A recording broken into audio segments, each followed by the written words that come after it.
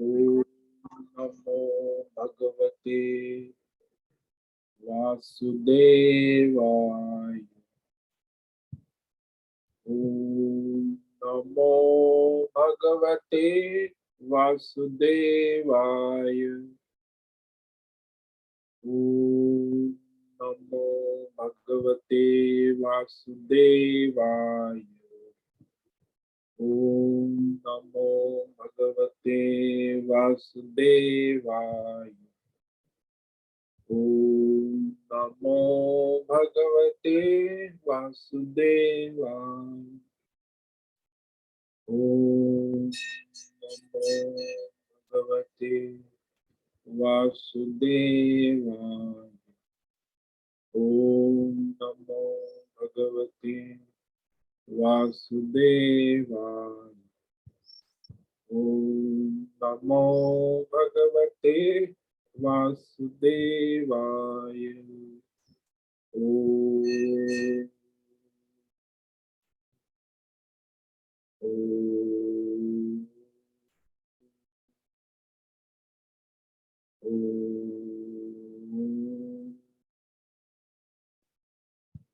ओम श्री परमात्मने नमो नमः। ओम गणपतये नमो नमः। ओम सं सरस्वत्यै नमो नमः। ओम गं गुरुभ्यो नमो नमः। ओम सहना भवतु सहनौ भुनक्तु सह वीर्यं करवावहै तेजस्विनावधीतमस्तु मा विद्विषावहै। ओम शांति शांति शांति। सदाशिवसमारम्भां शंकराचार्यमध्यमाम् अस्मदाचार्यपर्यन्तां वन्दे गुरुपरम्परा। वन्दे गुरुपरम्परा। ओम पार्थाय प्रतिबोधितां भगवता नारायणेन स्वयं व्यासेन ग्रथितां पुराणं मध्ये महाभारत अद्वैतामृतवर्षिणीं भगवतीम् अष्टादशाध्यायिनीं सम्बद्ध्वा गीते भवद्वेषि वसुदेवसुतं देवं प्रणाम स्वामी जी, सुप्रभात। कंसचाणूरमर्दनं ओम नमो देवकी परमानन्दं कृष्णं वन्दे जगद्गुरुं। नमस्ते परमं ब्रह्म सच्चिदानन्दरूपा निर्गुणाय नमस्तुभ्यं ओंकाराय नमो नमः। सर्वे दुर्गाणि तरन्तु सर्वे भद्राणि पश्यन्तु सर्वे सद्बुद्धिमाप्नोतु सर्वे सर्वत्र नन्दतु। ओम तत्सत्। ओम ओम ओम।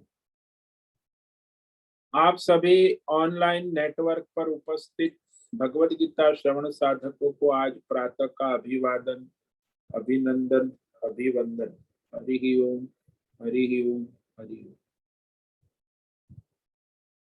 हम सबको आज का यह दिव्य दिन तन मन धन जन देश काल विषय वस्तु परिस्थिति अवस्था अध्यात्म भौतिक दैवी व्यष्टि समष्टि क्षेत्र सभी को अपने अपने पूर्व में अनंत जन्मों में किए हुए संचित पाप पुण्य धर्म अधर्म मिश्र कर्मों के पके हुए फल स्वरूप में वर्तमान में आज अपने अपने प्रारब्ध अनुसार परमेश्वरी अचिंत्य योग माया के माध्यम से प्रसाद स्वरूप में प्राप्त हुआ है। अतः आज का यह दिव्य दिन परमार्थ हेतु निष्काम सेवा यज्ञ देव यज्ञ ऋषि यज्ञ पितृ यज्ञ भू यज्ञ भूत यज्ञ सात्विक दान शारीरिक वाचिक मानसिक तप निष्काम कर्म योग ध्यान योग भक्ति योग ज्ञान योग साधना स्वाध्याय वेद शास्त्र का अध्ययन अध्यापन उपासना आराधना के लिए समर्पित करे और कराए। अत्यंत दुर्लभ मनुष्य जीवन को परमार्थ हेतु सार्थक करे और कराए। आज विक्रम संवत 2080 आषाढ़ मास कृष्ण पक्ष की 10वीं तिथि है।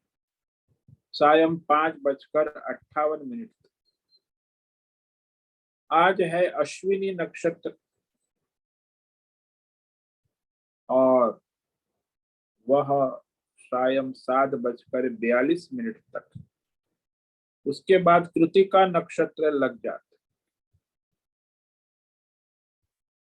और आज है बुधवार, यहाँ वर्षा ऋतु चल रही है। गंगा जी का जल स्तर 2-3 फीट बढ़ चुका है, इसलिए 4-5 दिन से लगातार वर्षा हो रही। आज अभी सुबह वर्षा नहीं है। वायु की गति 5-10 किलोमीटर प्रति घंटा चल रही। ईस्वी सन 2023 12 जुलाई 12 जुलाई 2023 सुबह के 7 बजने वाले हैं। कलयुग का प्रथम चरण 5248वां वर्ष 7वां वैवस्वत मनवंतर श्वेत वराह ब्रह्मा जी का 26वां दिन और 51वां वर्ष अभी चल रहा है।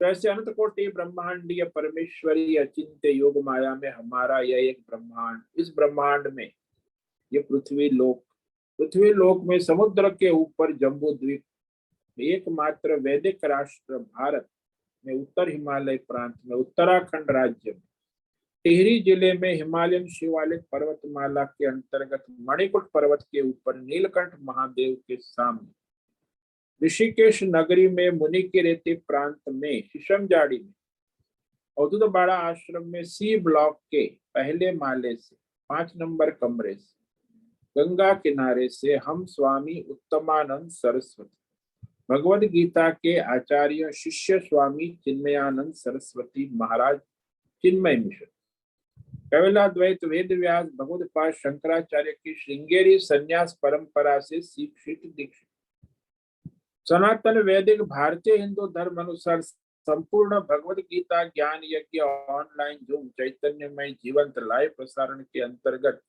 व्याख्यान माला में अध्याय 2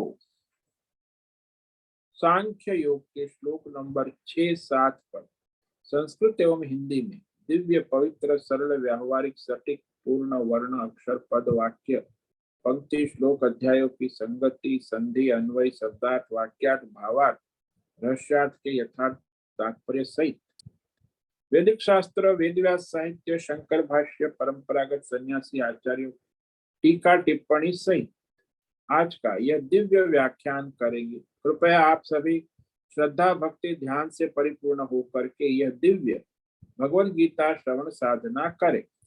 कुछ ग्रहण करे, कुछ धारण करे, कुछ चरितार्थ करे, उसमें निरंतरता लाए, अपनी अपनी आध्यात्मिक भौतिक दैवी अशांति द्वंद्व मोह विक्षेप और धार्मिक और शास्त्रीय भ्रम भ्रांतियों से रहित होकर के अपने अपने शरीर इंद्रिय प्राण मन वचन कर्म से एक रूप एकाग्र होकर के शुद्ध सात्विक सूक्ष्म भगवत विवेक बुद्धि करे।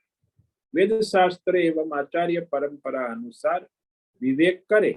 पुनः पुनः इस व्याख्यान का श्रवण करे, मनन करे, चिंतन करे, लेखन करे, चर्चा विचारणा करे, प्रचार प्रसार करे, लिंक भेजे, ग्रुप में शेयर करे, अपना और सबका परम कल्याण करे और कराए। ओम तत्सत। ओम ओम ओम। तो कल हमने श्रीमद् भगवद गीता अध्याय 2 के श्लोक नंबर 5 पर व्याख्यान किया था, जिसमें अर्जुन तर्क दे रहा है कि ये स्वजन है, महानुभाव है, उनसे मार कर तो मुझे कोई लाभ दिखता नहीं है। बेहतर है मैं भिक्षा का भोजन निवृत्ति मार्ग पर प्रशस्त हो जाऊं, वही मुझे कल्याणकारी लगता है। मैं समझता हूं कि प्रवृत्ति युद्ध के बेहतर है निवृत्ति भिक्षा मांग कर भगवत भजन करना श्रेष्ठ है। तो ये कह रहा है गुरु न हत्वा हि महानुभावान श्रेयो भोक्तुम भैक्षमपीह लोके हत्वार्थ कामांस्तु गुरूनिहैव भुञ्जीय भोगान् रुधिर प्रदिग्धान्। महानुभावान गुरुन अहत, ये महानुभाव बड़े बड़े गुरुजन है भीष्म द्रोण आदि को न मारकर मैं इस संसार में भैक्षम अपि भोक्तुम भिक्षा भोजन, भिक्षान्न को भैक्ष कहते, भिक्षान्न भी खाना भोक्तुम कल्याणकारक समझता हूं, श्रेय, क्योंकि अपने बड़े गुरुजन, स्वजन, आचार्य, इनको मारकर भी संसार में हमें मिलेगा क्या? यह रुधिर अर्थ कामान भोगान तो भूंगी। मैं ये जो है उन महानुभावों के रक्तों से रंजित, अधर्म पाप से प्राप्त,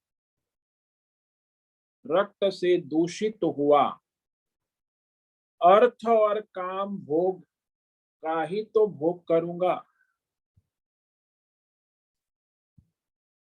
क्योंकि राजधन और राजभोग ये जो मनुष्य भोगेगा, लेकिन उसमें उसे अपने महानुभाव स्वजन दिखेंगे,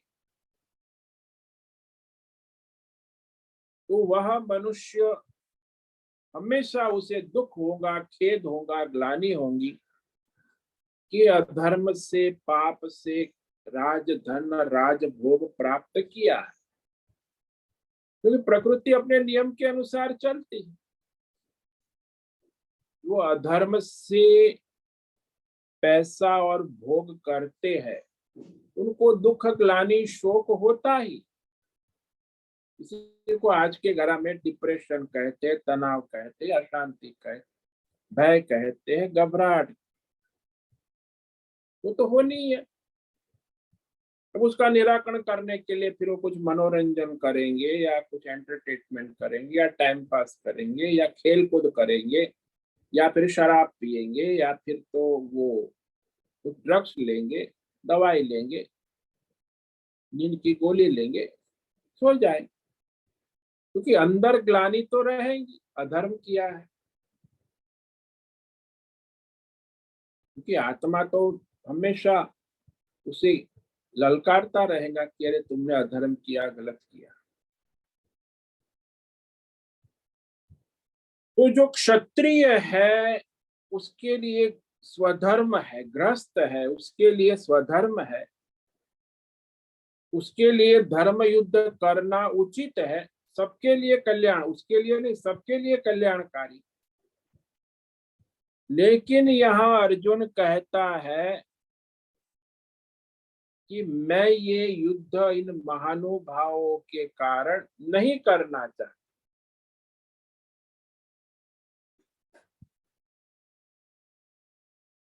प्रवृत्ति धर्म को छोड़कर निवृत्ति धर्म को अपनाना चाहता हूं, यानी भीख मांग कर गुजारा कर लूंगा, साधु जीवन। तो आसान लगता है लोगों को, बड़ा आसान है साधु जीवन, कोई झंझट नहीं, लेकिन वो कठिन भी है। योग्यता है तो आसान, अनधिकार चेष्टा करेंगे तो कठिन है कोई भी चीज। तो अब यह युद्ध करने या न करने के विषय में अर्जुन की दुविधा जो है वो भगवान के सामने प्रकट करता है आगे। न चैतद्विद्म कतरन्नो गरीयो यद्वा जयेम यदि वा नो जयेयु यानेव हत्वा न जिजीविषामः तेव स्थिता प्रमुखे धार्तराष्ट्राः। अब यहाँ अर्जुन और 3 तर्क देते हैं। चौथा तर्क है उसका, एतच्च न विद्म न कतरन गरीयः,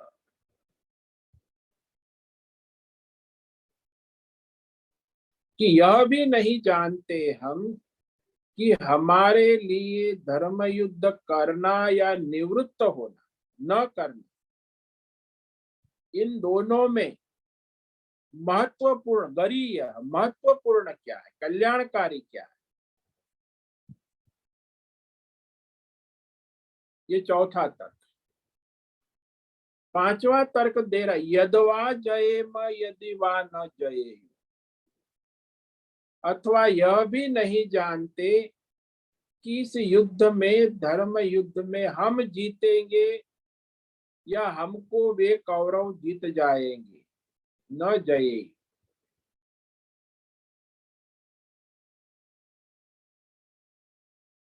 यानी हम दोनों की सेनाओं में कौन बलवान है, कौन विजेता होगा, ये हमें पता नहीं। इसीलिए निवृत्ति मार्ग अपनाना उचित है। वो अपने निवृत्ति मार्ग के तर्क दे रहा है। और छठा तर्क कह रहा है, यान हत्वा न जिजीविषाम तेव स्थिता धार्तराष्ट्र प्रमुख्य। अरे जिन स्वजनों को मारकर मैं जीना भी नहीं चाहता, वह हमारे स्वजन प्रमुख है, यानी मोर्चे पर, खासकर सेनापति भीष्म और द्रोणाचार्य और धार्तराष्ट्राः, धार्तराष्ट्र यानी कौरव सारे, कौरव पुत्र, कौरव सेना। तो धार्तराष्ट्र का अर्थ है सारे कौरव पुत्र, 100 कौरव हमारे सामने युद्ध के मैदान में खड़े हैं।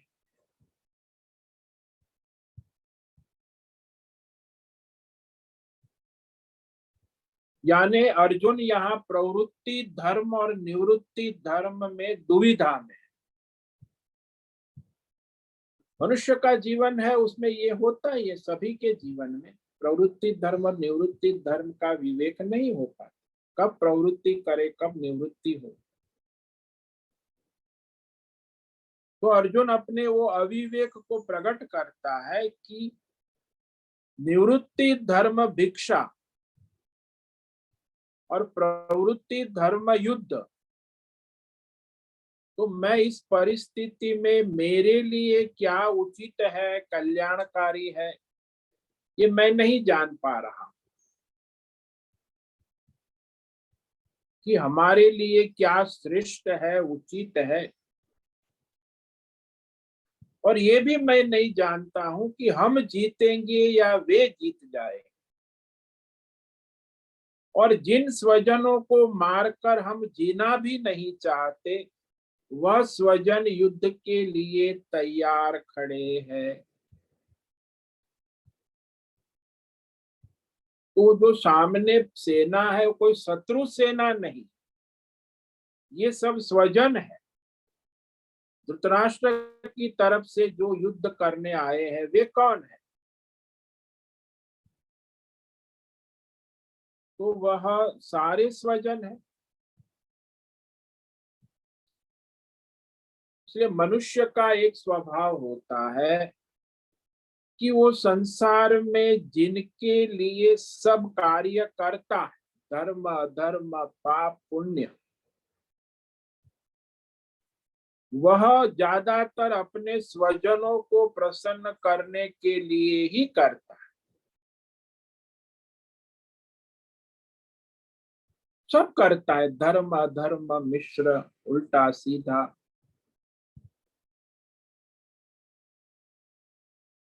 सब काम अपने स्वजनों के लिए कर।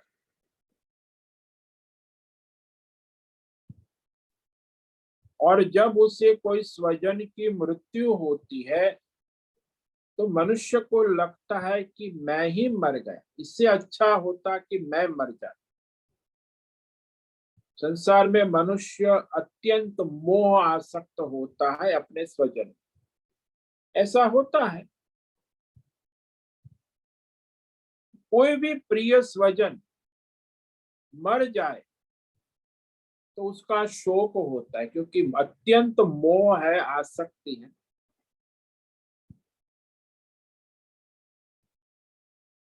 मानो कि किसी का छोटा बेटा अकस्मात मर जाता है तो उसकी माँ छाती पीट पीट कर रोती है, दिखलाती है और कहती है इससे अच्छा तो मैं मर जाती, मैं मर गई होती तो अच्छा होता। अरे मेरा छोटा बच्चा, अभी तो उसे जीवन की शुरुआत है।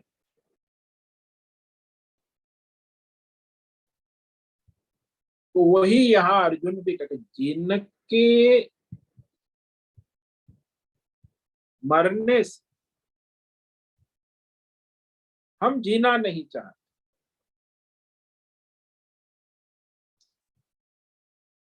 तो जिनके मरने से हम जीना नहीं चाहते, लगता है हम मर गए होते तो अच्छा होता, इनका तो जीवन चलता रहे। तो वही यहाँ कह रहा है कि यह जो स्वजन है, भीष्म द्रोण और धृतराष्ट्र सेना जो है, वहां सभी प्रमुख योद्धा है, सेनापति है कौरवों में। भीष्म और द्रोण जो प्रधान है, सेनापति, उन्हीं को पहले अर्जुन को मारना है, और वही उसको अधर्म लग रहा है। बाकी दुर्योधन, दुशासन, कर्ण, विकर्ण को मारना होता तो इतना अधर्म उसे नहीं लग, उसे मार सकता है।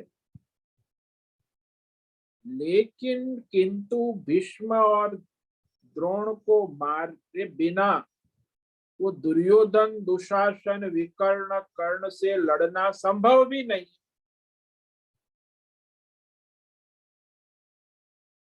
इसीलिए अर्जुन दुविधा में है। दूसरी तरफ अर्जुन सोच रहा है कि युद्ध करके नहीं जीतते हैं तो हमारे स्वजन पांडव, हमारे भाई और मेरी पत्नी द्रौपदी, धर्म पत्नी, वो नाराज हो जाएंगे।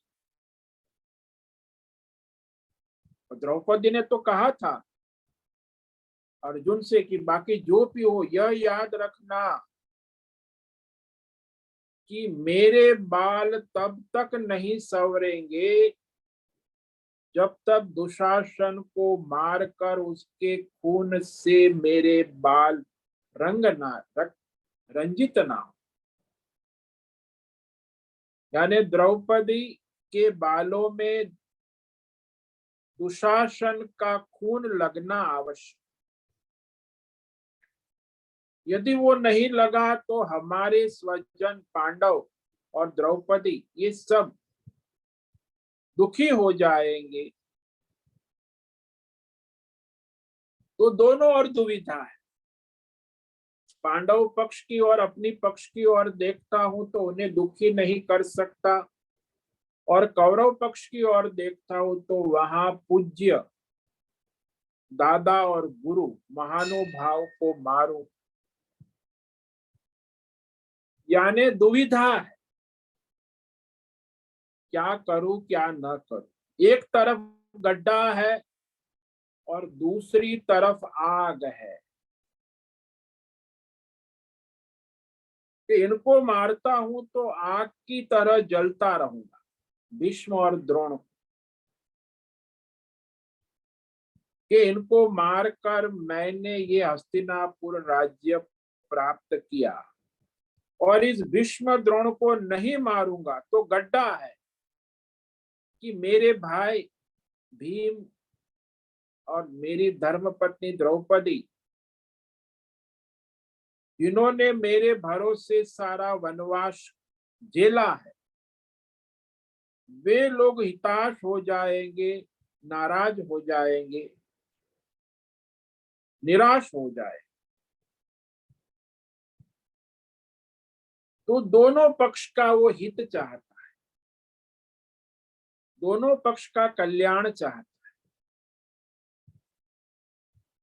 यही धर्मात्मा के लक्षण है ना। धर्मात्मा सबका हित चाहता है, शत्रु का भी हित चाहता है, वो धर्मात्मा।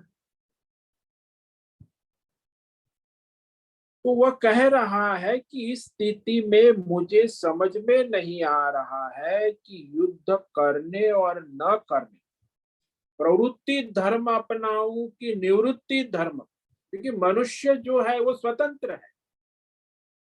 प्रवृत्ति धर्म में जाएगा कि निवृत्ति धर्म, प्रत्येक मनुष्य। अर्जुन इस समय निवृत्ति भी ले सकता है और प्रवृत्त भी हो सकता है, युद्ध में स्वतंत्र है, लेकिन अभी निर्णय नहीं हो पाया कि क्या करूं, दो दुविधा में। मानव जात ऐसा ही है, सब मनुष्य जो है इसी दुविधा में जीते हैं और मरते हैं कि कब तक प्रवृत्ति करूं, कब निवृत्ति लूं। अब निवृत्ति लेने के बाद भी प्रवृत्ति करना जरूरी है कि नहीं है। प्रवृत्ति और निवृत्ति धर्म का विवेक होना दुर्लभ है। तो वही अर्जुन की स्थिति है कि दोनों में से कौन सा कल्याणकारी है। युद्ध करने न करने से बहुत कुछ जुड़ा हुआ है, यहाँ बड़ा दाव लगा है पूरा। प्रवृत्ति धर्म और निवृत्ति धर्म में तो मनुष्य के पूरे जीवन का दाव लग जाता है। वो एक दिन दो दिन की बात नहीं है, जीवन का दाव लगता है। प्रवृत्ति मार्ग में जाना है कि निवृत्ति मार्ग में, बहुत कुछ जुड़ा है पूरा जीवन। और इस प्रवृत्ति निवृत्ति धर्म में ही अर्जुन की दुविधा है, क्योंकि हमारे सनातन धर्म में प्रवृत्ति धर्म और निवृत्ति धर्म का महत्व है।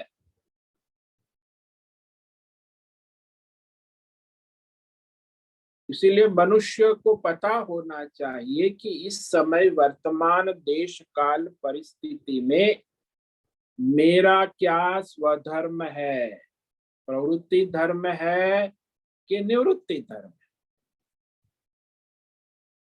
प्रत्येक क्षण परिस्थितियां बदलती रहती।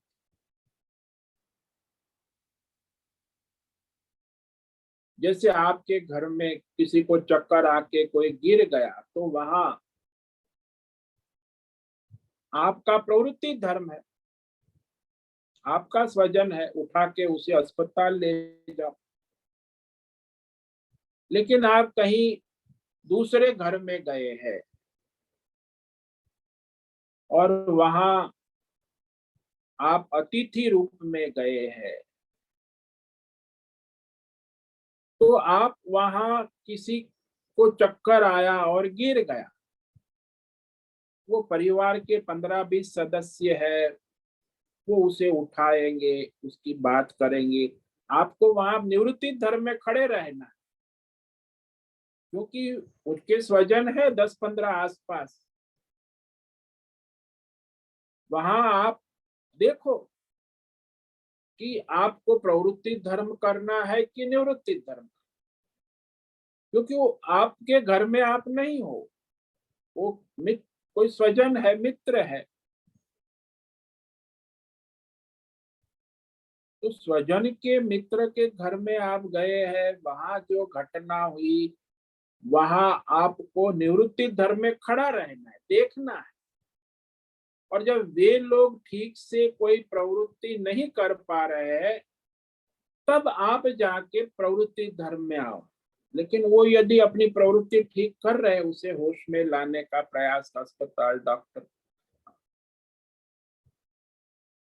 लेकिन उनसे कुछ हो नहीं रहा है 10-15 लोग, तो फिर आपका रोल आता है प्रवृत्ति धर्म का। वो लोग कर रहे तो उनका स्वधर्म है, उनका स्वधर्म है, उनके स्वजन है, तो वहां आपका निवृत्ति धर्म,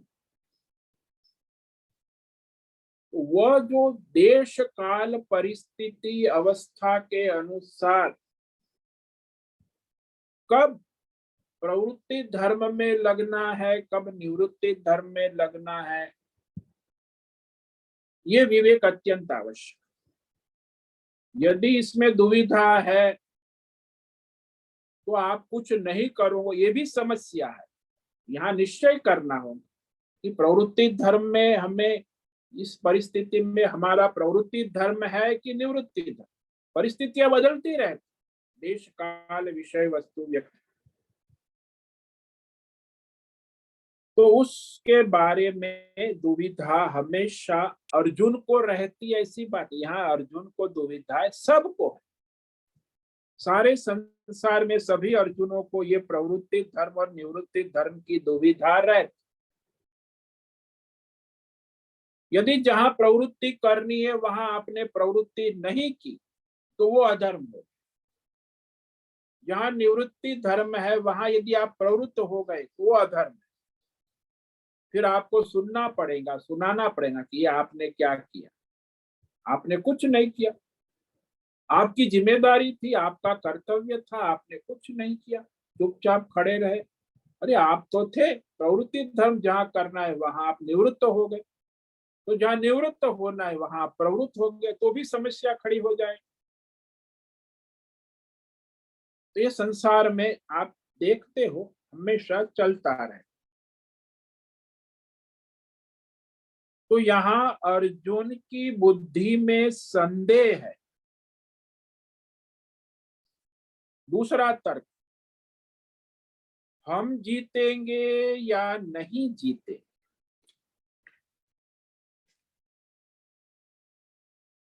यदि वा जयेम यदि वा नो जयेम। वो तो भाई युद्ध का मैदान है,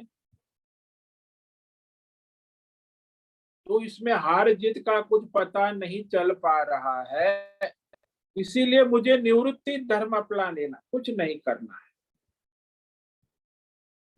हार जीत का पता चले, ये तो वैसी बात हुई कि फुटबॉल के मैदान में वो खिलाड़ी कहता है कि मुझे पता नहीं कि हम जीतेंगे या सामने वाली टीम जीतेंगी,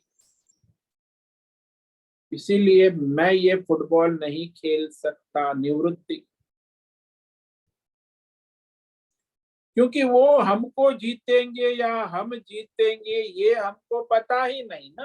वो तो कैसे पता चलेगा? युद्ध का मैदान है, जब लड़ाई होगी परिणाम आएगा तब पता चलेगा कि कौन जीता कौन हारा।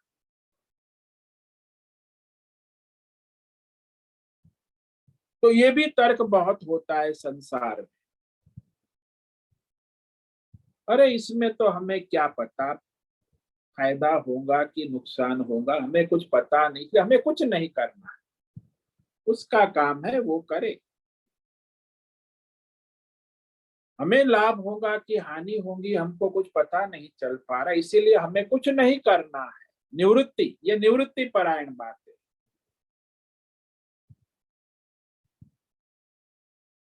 अरे वहां जाके आप सेवा करोगे आश्रम में तो आपको क्या लाभ होगा, क्या हानि? लाभ होगा ना हानि, बस सेवा होगी। अरे वो सेवा बेहतर चुपचाप बैठे रहो, हमें ऐसी सेवा करने की कोई जरूरत नहीं है। तो वहां प्रवृत्ति में और निवृत्ति में मनुष्य ज्यादातर निवृत्ति परायण निर्णय करता है कि वो उसे आसान है, क्योंकि उसमें कुछ करना नहीं है, लेकिन उसका कर्तव्य है, लेकिन उसे निवृत्ति परायणता अच्छी लगती। ज्यादातर मनुष्य जब भी कुछ कर्तव्य आता है, स्वधर्म आता है, तो निवृत्ति परायण को स्वीकार करता है। उसकी बातें भी कहे हमसे क्या, ये नहीं होगा, कैसे करेंगे।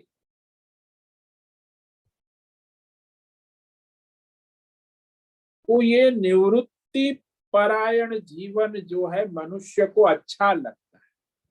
अर्जुन को भी यहाँ वही स्थिति है और दुनिया में यही देखा। अरे भाई तुम गृहस्थ हो, व्यापार धंधा काम धंधा अपना स्वधर्म है, कर्तव्य है, तो उसमें निवृत्ति को ढूंढना ये भी कायरता है। अरे भाई प्रवृत्ति उत्साह से करो, अपना स्वधर्म है, कर्तव्य है, जो प्रवृत्ति परायण जीवन। लेकिन ऐसा नहीं हो, तो जो तो प्रवृत्ति में निवृत्ति ढूंढते हैं और निवृत्ति में प्रवृत्ति ढूंढते रहते, बड़े स्मार्ट, इसको आजकल स्मार्ट कहते हैं, बड़े स्मार्ट है, बड़े बुद्धिमान है। निवृत्ति में प्रवृत्ति ढूंढ लेते हैं, प्रवृत्ति धर्म में निवृत्ति धर्म ढूंढ लेते हैं।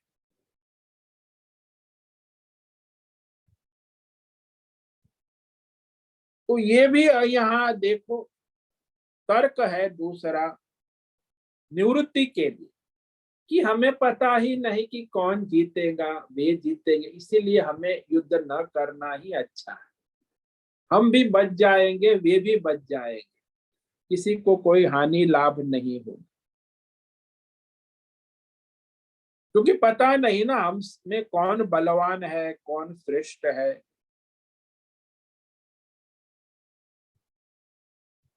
फिर तीसरा तर्क दे रहा है यानव हत्वा न जिजीविषाम ते एव धार्तराष्ट्र प्रमुखे अवस्था।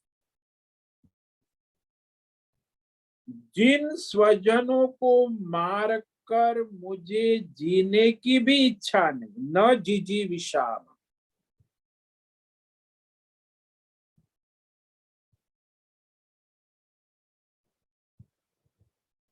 क्योंकि वो मेरे स्वजन है, वो हमारे आत्मीय है। धार्तराष्ट्राः प्रमुखे अवस्थिता, यानी कौरव पक्ष में जो है सारे हमारे स्वजन है, मोर्चे पर है, युद्ध में सामने मुकाबले में खड़े, धर्म युद्ध के लिए खड़े हुए हैं, अवस्थिता, युद्ध के लिए तैयार है।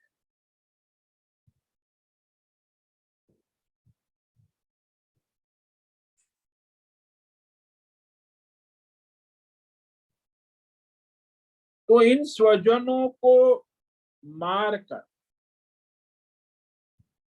मेरी मन बुद्धि में हमेशा खेद ग्लानि रहेगी।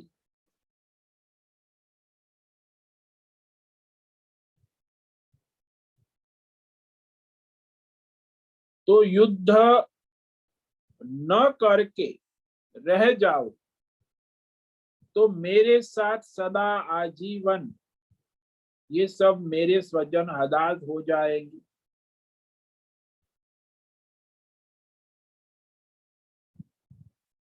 दोनों ओर से परेशानी है। मेरे स्वजन पांडव पक्ष भी, वहां भी मुझे कोई, और वो भी हताश निराश हो जाएंगे, और वहां स्वजनों को मारकर मैं हताश निराश, मन हमेशा उदास रहे।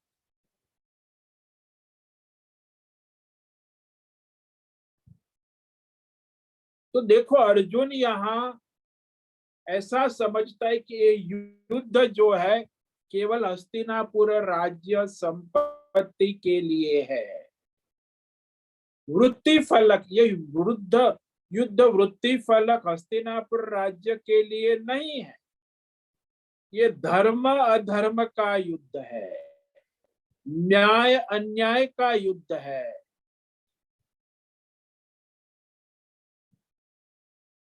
तो वहां वह लाभ जो हस्तिनापुर का होगा उतना ही देख रहा है, ये नहीं देखता है धर्म लाभ, और धर्म लाभ से विश्व का कल्याण होता है। उस स्वजन के लिए कहा है कि स्वजनों के लिए विश्व को हानि नहीं पहुंचाई जा सकती। हाँ, स्वजनों का नाश विश्व कल्याण के लिए किया जाए तो भी वो कल्याण का है, क्योंकि विश्व कल्याण ही श्रेष्ठ धर्म है। स्वजन यदि अधर्मी है तो उनका नाश करना विश्व कल्याण के लिए आवश्यक।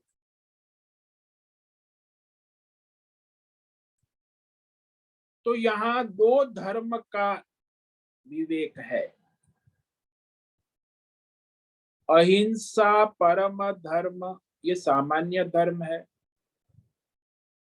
और क्षत्रिय के लिए आतताई हत्वा परम धर्म, क्षत्रिय जो है वो आतताई को देखकर मारे, ये विशेष धर्म। तो एक क्षत्रिय के लिए विशेष धर्म है, दूसरा अहिंसा जो सामान्य धर्म। तो हाँ, यहाँ भी जब स्वधर्म की बात आती है तो मनुष्य को अपना स्वधर्म पालन करने के लिए हिंसा करना ये विशेष धर्म, खासकर अधर्मी है, आतताई है, उस पर दया करुणा क्षमा नहीं हो सकती, उसकी हिंसा अनिवार्य है।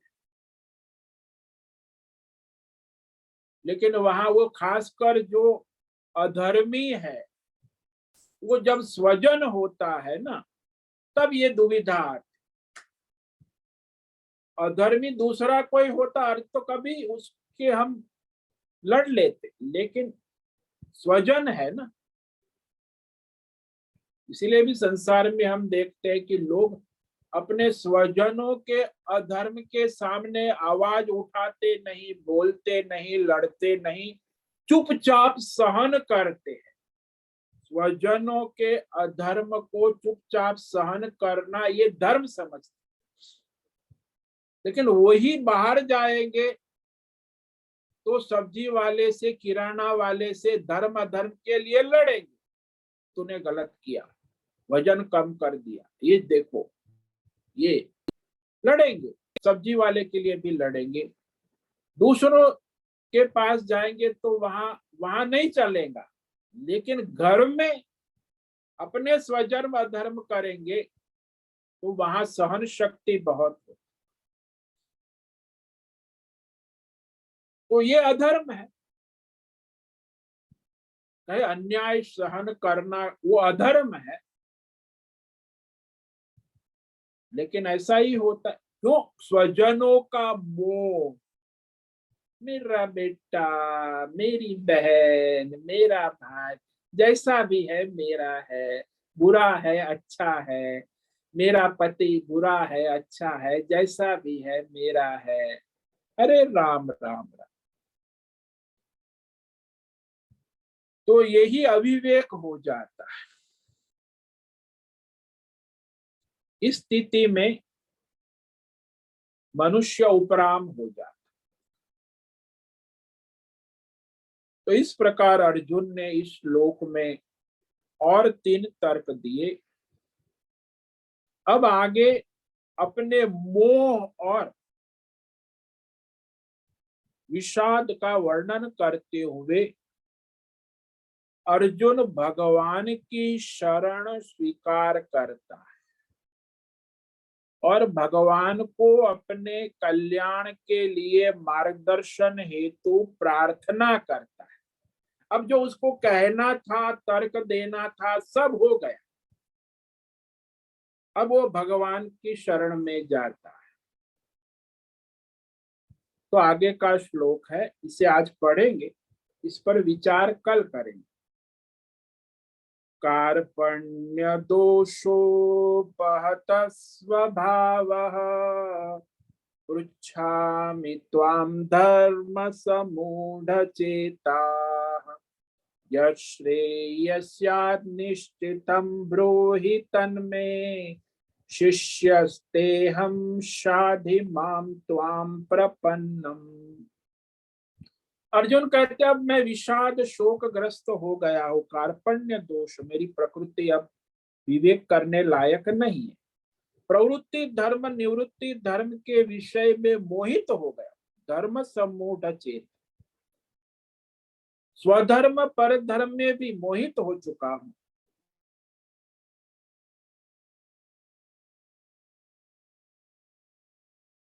आपसे पूछता हूं, यत निश्चितम, जो मेरे लिए निश्चित कल्याणकारी है, श्रेय, वह मुझे मार्गदर्शन करे, सलाह करे, उपदेश करे।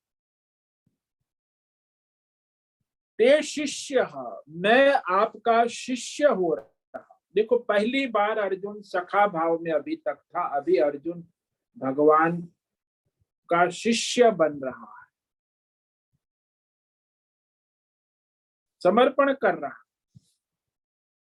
अब मेरी बुद्धि काम नहीं कर रही, अब आप अपनी बुद्धि से मुझे मार्गदर्शन करे, विवेक कराए।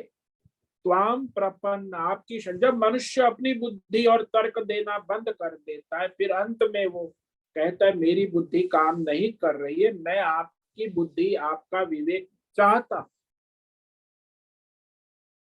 प्रपन्नम का मतलब है अपनी बुद्धि तर्क देना बंद कर दे, अब सामने वाले की बुद्धि से विवेक करना शुरू करे, यानी आचार्य गुरु भगवान की शरण में जाए।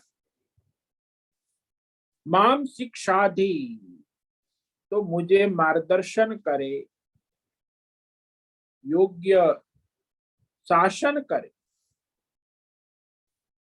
शिक्षा दीजिए। भाई शिक्षा देने के बाद मैं अपना स्वधर्म जानकर करने लगूंगा, क्योंकि जब जब उचित शिक्षा हो जाता है तो शादी का मतलब है मुझे उचित शिक्षा दे, ज्ञान दे, विवेक दे। आपकी बुद्धि से मुझे विवेक, मेरी बुद्धि काम नहीं कर रही, इसलिए मनुष्य जब अपनी बुद्धि का तर्क नहीं कर पा रहा है, सब करने के बाद अंत में वो आचार्य या भगवान के विचार करेंगे। तो यहाँ अर्जुन अपनी बुद्धि के अंतिम तर्क देकर फिर वो भगवान की शरण जाता है। इस श्लोक को आज पढ़ेंगे, जो आज का श्लोक है। न चैतद्विद्म कतरन्नो गरेयो यद्वा जयेम यदि वा नो जयेयुः यानेव हत्वा न जिजीविषाम तेव स्थिता प्रमुखे धार्तराष्ट्राः। एतत् न विद्मः न कतरन्न गरी।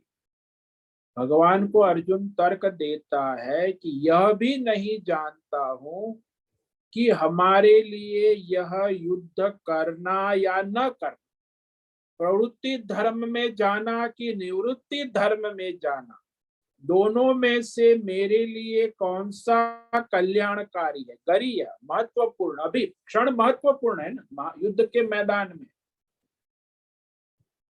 महत्वपूर्ण क्या है, प्रवृत्ति धर्म है कि निवृत्ति धर्म।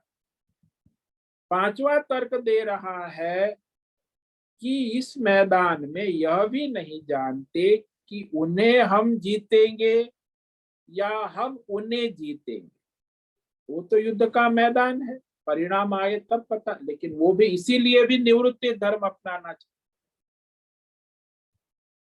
और जिन स्वजन को मारकर मैं जीना भी नहीं चाहता, वो मेरे धृतराष्ट्र के पुत्र स्वजन, खासकर भीष्म और द्रोण, वो मुकाबले में खड़े हैं, युद्ध में सामने, और उनकी ओर मैं बाण चलाने में समर्थ नहीं हूं।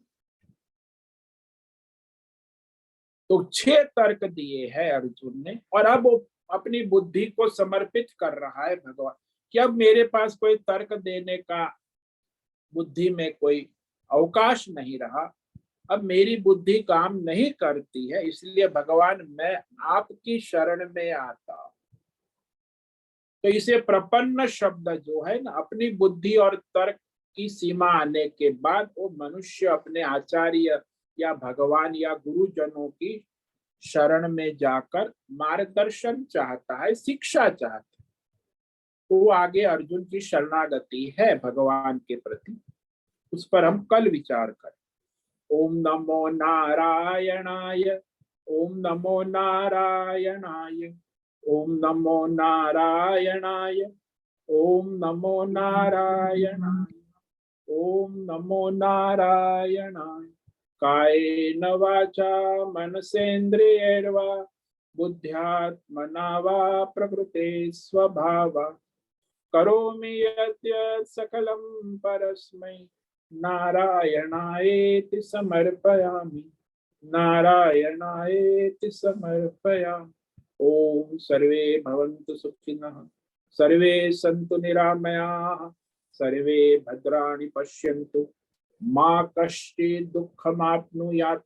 अस्तु मा सद्गमय, तमसो मा ज्योतिर्गमय, मृत्योर्मामृतंगमय। ओम पूर्णमद पूर्णमिदं पूर्णात् पूर्णमुदच्यते पूर्णस्य पूर्णमादाय पूर्णमेवावशिष्यते।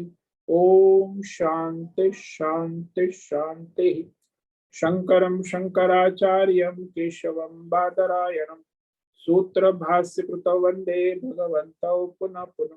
ईश्वरो गुरुरात्मेति मूर्ति भेद विभागी व्योमवद् व्याप्त देहाय दक्षिणामूर्तये नमो नमः। ओम गुं गुरुभ्यो नमो नमः। ओम तत्सत् ब्रह्मार्पणमस्तु।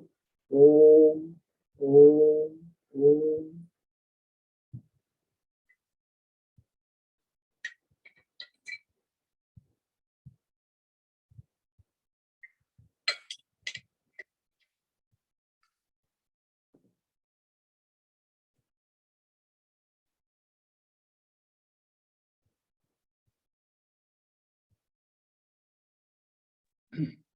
ओम नमो नारायण स्वामी जी।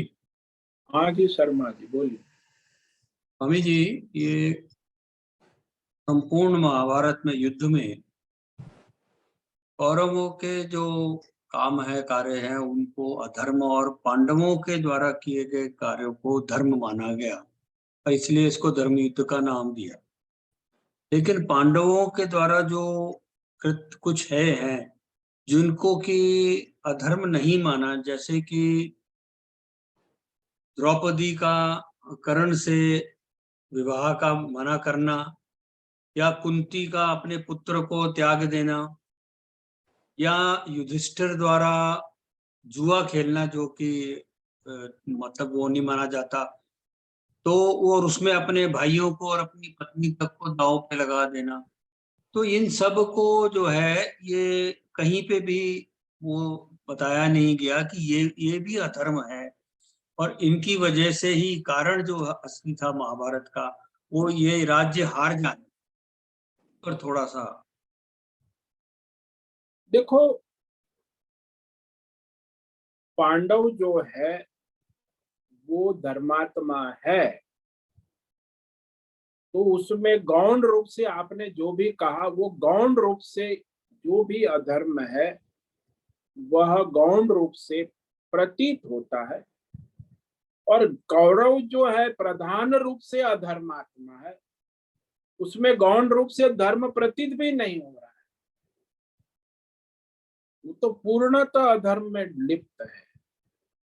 ये तो पूर्णतः धर्मात्मा है, इसीलिए कोई भी महानुभाव हो, धर्मात्मा हो, उसके द्वारा कोई एकाध दो ऐसे अधर्म कार्य हो भी जाए तो उसका कोई महत्व नहीं रहता, वो गौण है, प्राधान्य उसके धर्म का है।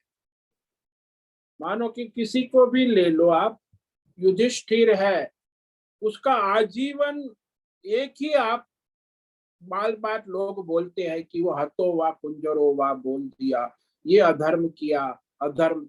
अरे भाई वो लोग क्या कर रहे हैं, कौरव सेना देखो, वो तो पूरा अनीति और अधर्म से युद्ध लड़ रहे हैं युद्ध के मैदान में। इसने एक वाक्य कह दिया तो पूरा मीडिया हाईलाइट हो गया कि देखो दुर्योधन बड़ा धर्मात्मा कह रहा है अपने को, ये देखो ये झूठ बोल रहा है। तो गौण है, वो भी परिस्थिति के अनुसार युद्ध के मैदान में वो धर्मात्मा जो है, कोई अधर्म है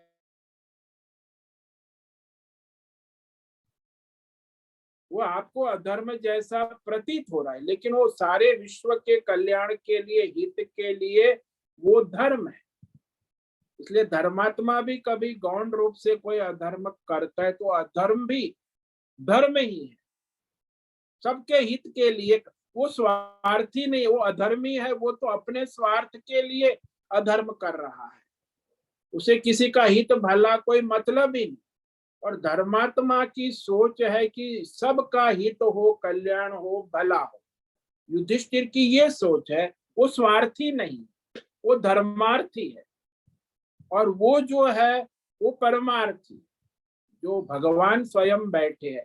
तो तीन प्रकार के लोग हैं, स्वार्थी जो अधर्मी है, दूसरे जो धर्मार्थी है जो धर्म में लगे हुए हैं, और तीसरे परमार्थी है जो परमार्थ में लगे, जैसे साधु लोग हैं। तो उनको धर्म अधर्म से कोई मतलब नहीं, वो परमार्थ में लगे। फिर भी उनका कर्तव्य है कि वो धर्म में रहे, लेकिन उनका प्राधान्य देखा जाए, कोई भी परिस्थिति हो, उस परिस्थिति में कोई धर्मात्मा यदि अधर्म जैसा कार्य करता है लेकिन उसमें सारे विश्व का हित और कल्याण है, तो वो अधर्म भले दिखता हो लेकिन वो धर्म है। व्यक्तिगत स्वार्थ नहीं है, अहंकार नहीं है, तो वो कोई भी ले लो। अब यहाँ जो पांडवों के जो भी कुछ बताए जा रहे अधर्म वो केवल प्रतीकात्मक है, गौण है। ओवरऑल उनकी पूरी लाइफ चरित्र पढ़ो तो वहां धर्म का ही प्राधान्य है, और वो भी उन्होंने किया, वो अपने स्वार्थ अहंकार भोग के लिए नहीं। वो भी जो उन्होंने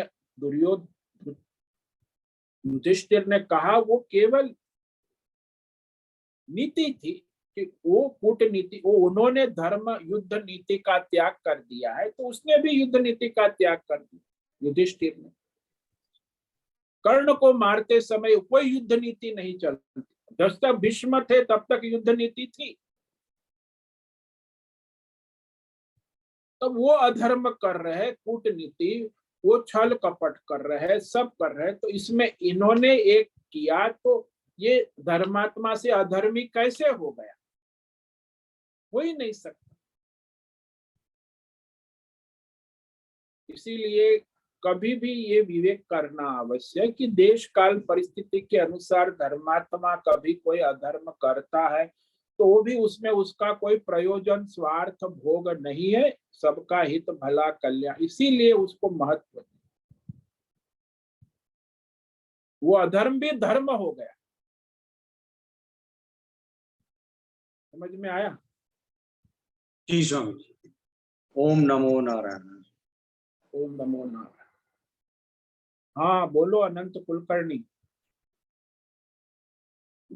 स्वामी जी, हाँ। धर्मराज ने द्यूत खेला, इसकी वजह थी वो क्षत्रिय था और क्षत्रिय को द्यूत का निमंत्रण स्वीकार करना हाँ, ही वो उसका धर्म है उनका। हाँ हाँ, धर्म है, बराबर। लेकिन वही आज का क्षत्रिय अगर इस तरह बिहेव करेगा, द्यूत लगाएगा और भाइयों को और अपनी बीवी को और सब खाली धर्म के वास्ते दाव पे लगा देगा, तो ये कोई भी नहीं मानेगा ना। तो धर्म की व्याख्या काल सापेक्ष है ना। देखो वहां देश काल परिस्थिति के अनुसार कोई भी परिस्थिति हो, वहां वो जो युधिष्ठिर है और धृतराष्ट्र ने आज्ञा दी कि आप युद्ध आमंत्रण करो, तभी वो राजकीय निमंत्रण पर गए। तो वहां वो अपनी मर्जी से युद्ध जुआ खेलने नहीं गए।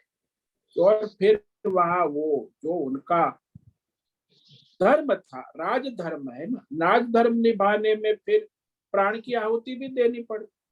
युद्ध खेलना तो कौन सी बड़ी बात है? राजा है, क्षत्रिय है, और उसमें फिर जब दाव पे लगा है जुआ तो उसमें दाव लगेगा। अब ये है कि ये लोग छल कपट नहीं करे, उसने जितनी भी जीत की वो छल कपट से जीते, पांडवों को हराया शकुनी ने, ये भी आप लोग जानते। तो वहां वो जो दाव जुआ जो है नीति से भी खेला जाता है, अनीति से भी खेला जाता है, लेकिन वहां जुआ अनीति से हुआ, फिर भी वो लोग माने, वो उनका धर्मात्मापना है। देखो, तो इसलिए मनुष्य जब कोई सामने वाला अनीति अधर्म में ही डूबा हुआ है, कोई धर्म नीति से कोई लेना देना नहीं है, उसके साथ भी आप धर्म की मर्यादा में रहते हैं और अपना खेल खेलते हैं, तो इससे बड़ा धर्म और क्या हो सकता? कोई भी परिप्रेक्ष्य में हो, मनुष्य अपने स्वधर्म और धर्म को धारण करके रहता है। छल कपट कूटनीति वो जो है वो अधर्मी ही करेगा और वो करते ही रहेगा। उसके सामने यदि कोई धर्मात्मा कूटनीति छल, तो सारी दुनिया हाईलाइट करे, देख देखो ये धर्मात्मा, अरे भाई वो इतना छल कपट पाखंड ढोंग धर्म कर रहा है, उसके सामने वो अपना धर्म कर रहा है, लेकिन वो धर्म की नीति का उसने त्याग कर दिया है, तो इसको भी त्यागना पड़ता है, उसे भी छल कपट कूटनीति को लाकर उसका सामना करना पड़ता। परिस्थिति ऐसी आ जाती, वो चाहता नहीं है। उसे अधर्म, क्यों धर्मात्मा है, उसे अधर्म छल कपट करना ही नहीं चाहिए, चाहे उसके प्राण, ऐसा नहीं है। धर्म की रक्षा के लिए उसे प्राण की चिंता नहीं है। धर्म की रक्षा के लिए वो यदि कभी कोई अधर्म का कार्य कर देता है दिखने में, फिर भी उसमें वो अधर्मियों का नाश करने के लिए ही होता। कोई भी परिप्रेक्ष्य मनुष्य को ये विवेक करना आवश्यक।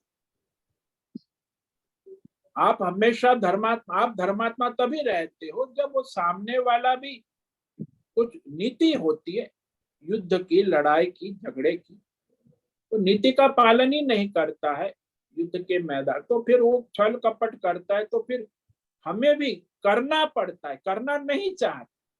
सामने वाला छल कपट में लिप्त है और अभी वो करेगा तो आप उसको कहोगे वो तो धर्मात्मा, उसे छल कपट, वो तो अधर्मी है, वो तो करेगा। जैसे धृतराष्ट्र कह रहा है युधिष्ठिर को कि ये दुर्योधन है, दुष्ट है, आप तो समझदार हो, आप तो मान जाओ। अरे भाई वो अधर्म छल कपट, वो उसको क्या अधिकार है, तो इनको क्या अधिकार नहीं है? तो धर्मात्मा है। तो ये हमेशा प्रश्न रहता है धर्म अधर्म के बीच। तो धर्मात्मा कभी अधर्म क्यों करेगा, जबकि उसे पता है कि ये सामने वाला अधर्म पे और कूटनीति छल कपट में लिप्त है, तो वो अधर्म नहीं है, वो धर्म है। अभी आप समझो, जो सामने वाला छल कपट कर रहा है उसके सामने धर्मात्मा छल कपट कर रहा है, तो महाधर्म है, वो अधर्म नहीं है। लेकिन ये गलत फहमी हो जाती। समझ में आया? हाँ स्वामी जी, प्रणाम। ओम नमो नारायण। ओम नमो नारायण। ओम नमो नारायण। ठीक है, आज का समय पूरा हो गया, कल फिर मिलेंगे। सभी साधकों को आज का ओम नमो नारायणाय, सबको आज का ओम नमो नारायण। ओम नमो नारायण। ओम नमो नारायणाय। ओम नमो नारायण। बहुत से निवेदन है, आज का सत्संग पूर्ण करें। ओम नमो नारायण। ओम नमो नारायण। का यह दिव्य सत्संग हम यही पूर्ण करते हैं। सभी साधकों को ओम नमो नारायणाय। सभी साधकों को ओम नमो नारायणाय।